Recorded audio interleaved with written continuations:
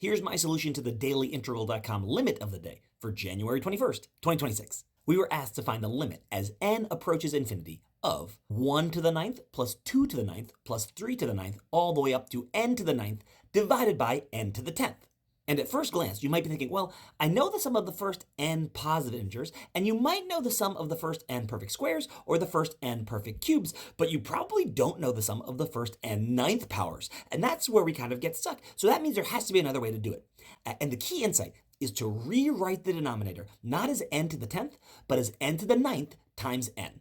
And then you can regroup and you get the limit as n goes to infinity of 1 over n to the ninth plus 2 over n to the ninth plus 3 over n to the ninth, all the way up to n over n, or 1 to the ninth, all of that times 1 over n. Rewriting this in summation notation, you get the limit as n goes to infinity of the sum from I equals 1 to n of I over n to the ninth power times 1 over n.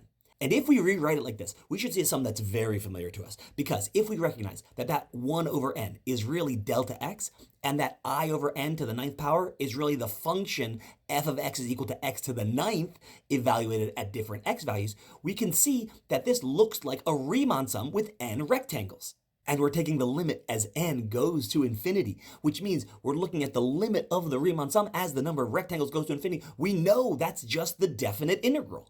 So in our case, we get the integral from 0 to 1 of f of x, which is x to the ninth, dx, and we just need to evaluate this integral. So our limit of that sum is actually just a definite integral, or just an area, and we know how to integrate x to the ninth. We can take the antiderivative, we get x to the 10th over 10, and we evaluate it from 0 to 1, giving us an answer of 1/10. So the answer is exactly 1/10. And this is a beautiful question because yes, it looks like a limit and it looks like we might need to know some algebraic simplification for the sum of the first n ninth powers. That seems ridiculous, but when you recognize it, this is actually just a Riemann sum, and the limit as the number of rectangles in a Riemann sum goes to infinity is just the definite integral, or the area under the curve. That's such a beautiful question. This is a really nice one, and it does help tie in the relationship between a sum, a Riemann sum, and the area under the curve, or the definite integral. So nice.